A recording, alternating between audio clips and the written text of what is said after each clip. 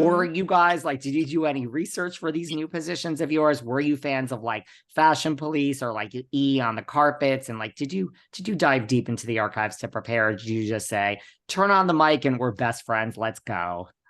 Definitely the latter for me. Yeah. I grew up watching Fashion Police and shows like What Not to Wear. And like Yes. I loved that show so much. And I just we've always had opinions and dialogue about fashion, about what we would see on red carpets. Like it's just naturally a part of our relationship as friends. So going into this venture and doing this podcast together, it just really felt super easy to go ahead and do it because it was just kind of like second nature already for us. I definitely agree. It is second nature. Same thing. I grew up watching all the same shows and everything. You know, when we have like our weeks where we talk about like the Grammys, I will go and prep myself and watch a ton of like YouTube videos about like iconic Grammy moments and stuff like that. So it's like light prep. But I mean, we lived through a lot of this. So like we've been preparing for this our whole lives. Yes. Do you guys ever worry? Like, I've had Melissa Rivers on this podcast so many times, and she's very much of the like, she was the executive producer of Fashion Police, but she's like, it can never exist today. And I'm like, well, why? Because she's like, because we would criticize people and like with cancel culture, I mean, we just never could say the things we said back then. And I'm like, I don't know if I exactly agree with that, Melissa, but anyway. I mean, do you guys worry about that at all? Like now that you're podcast hosts and criticizing people for their fashion, like, do you worry about cancel culture? Not that you've said anything that you need to. No, because here's the thing. It's like fashion and style are subjective. So we're just two people who are sharing our opinions. You don't have to necessarily agree with us and what we say, but we just go based off of what we like and don't like. And I don't know, I think it's funny as hell. Yeah. And here's the thing. Like, I feel like her and I having experience in college, like in fashion, giving critiques, like our critiques and criticisms like come from like a place of like fashion, like knowledge and like reference. It's never personal. Right, so yeah. I think that's what, people just have to keep in mind is that, fashion is subjective. Like people are going to have their opinions about it and we're just going to share ours.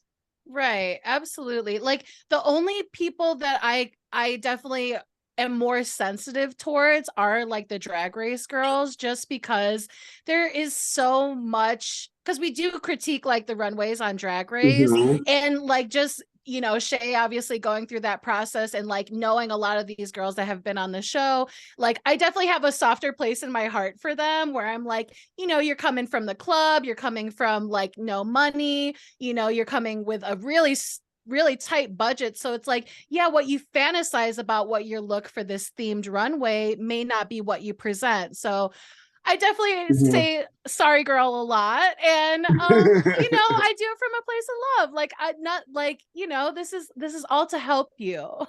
Yes. Well, speaking of Drag Race, current or past, like, who stands out as some of like the best dressed queens to the two of you? Shea Coulee.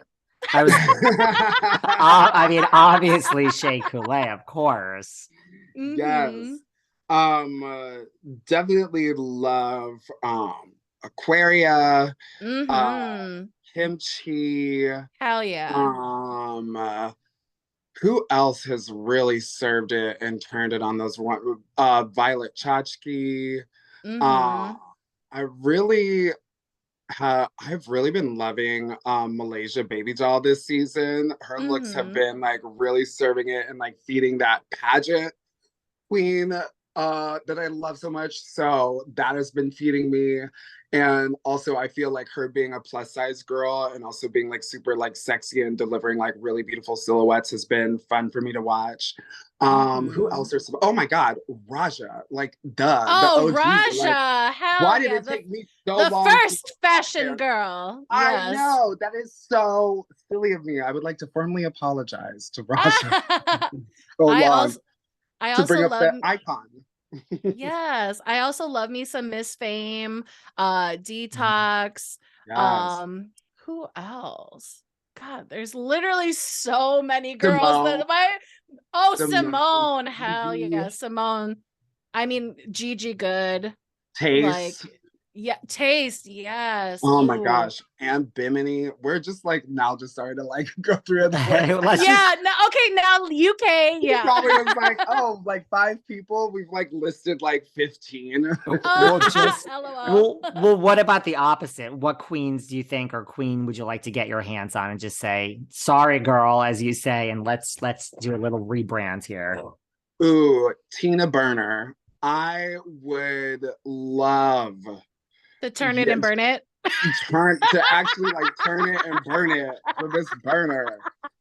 Because baby, like those looks, and I hope enough time has passed. Yeah. But those looks, mama, they were not giving fashion. They were not. They were taking. They were robbing us of glamour.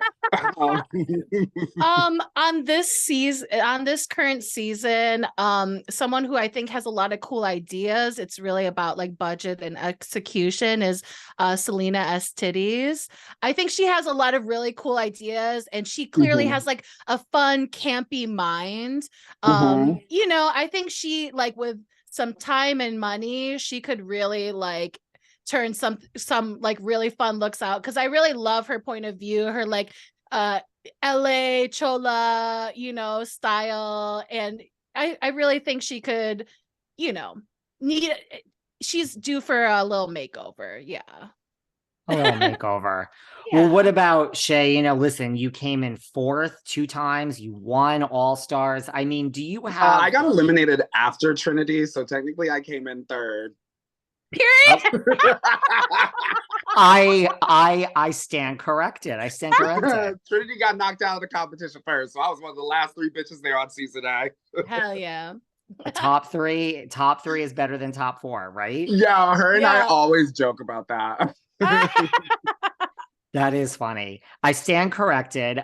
I mean, do you have like a high and a low just from your, you know, your many times on Drag Race throughout the years? I mean, besides winning, of course.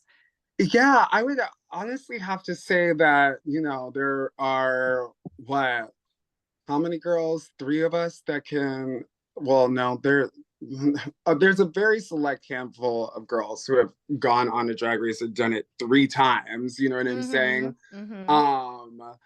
And it's one of those things where I have like appreciated watching myself grow through these processes, and also just kind of like watch the show in and of itself evolve. Like when we were there for season 9, it was actually the top 4: myself, Peppermint, Trinity, and Sasha. And we were there when Rue found out that they won their first Emmy for the show. Aww. And to now have gone into the process for the 3rd time, and RuPaul had at that point